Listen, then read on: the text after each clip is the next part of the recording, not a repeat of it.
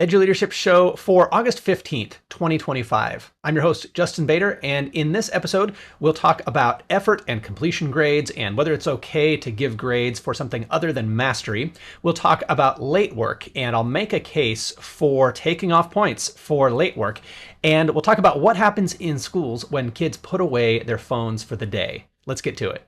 First up, I have a new video on effort grades and completion grades. Let me know what you think. I think effort grades are okay. I think participation grades are okay. I think completion grades are okay.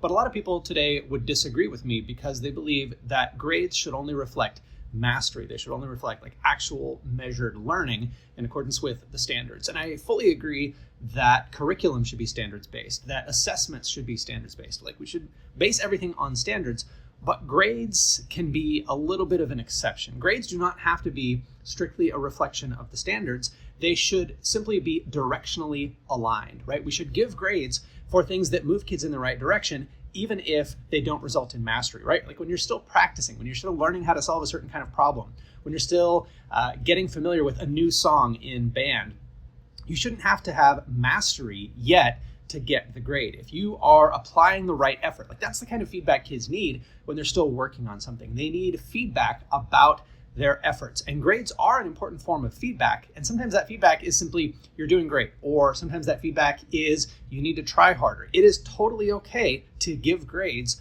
for effort and for trying hard enough. And I think the idea that because we have standards, we can't give grades for anything but mastery of the standards, like I think that idea is just off base, and it takes away a tool that we need to give students that feedback about their effort. And it's really pretty discouraging as a student to get feedback in the form of a grade that says, not good enough, when you know and your teacher knows, and you know that your teacher knows that you're still working on it. Let me know what you think.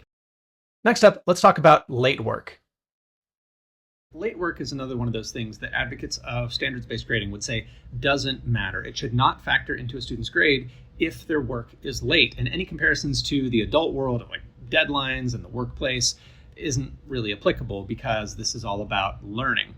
I think the learning-centered argument for taking off points for late work and not allowing students to turn in work whenever they feel like it is that the learning is on a schedule, right? The thing we are learning right now is not the only thing that students have to learn. And if it was, then sure, we would have all the time in the world. We could have the luxury of infinite retakes and turning in work whenever it's good enough.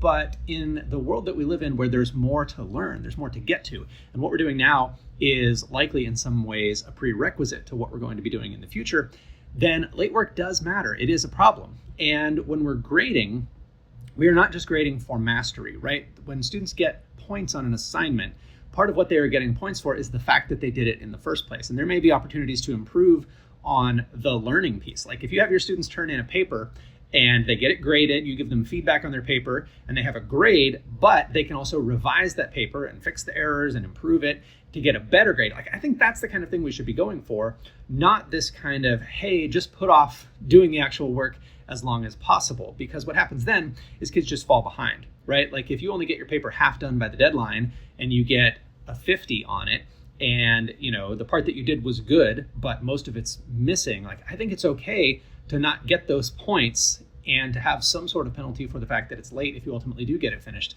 and complete. I think it's appropriate to give students that feedback in the form of a grade. That like, hey, you didn't do this when you were supposed to, and now we're all behind. Like we're going to continue to fall behind if you continue to not do your work on time. So again, I think we live in a real world where time passes, time exists, future time is spoken for, just as there is a plan for the present time. And if we're continually pushing students' current work into the future by not having deadlines, I don't think that's just an issue to worry about as adults. I think that's an issue that matters for learning now. Let me know what you think. Lastly, we just implemented a statewide cell phone ban in schools in our state. And our local schools already had a pretty strict cell phone ban, but it's really neat to see the reactions from around the state as more schools roll out a complete cell phone ban during the school day, and students actually have to interact with one another. Check out this video from Sloan Hendricks Public Schools in Imboden, Arkansas.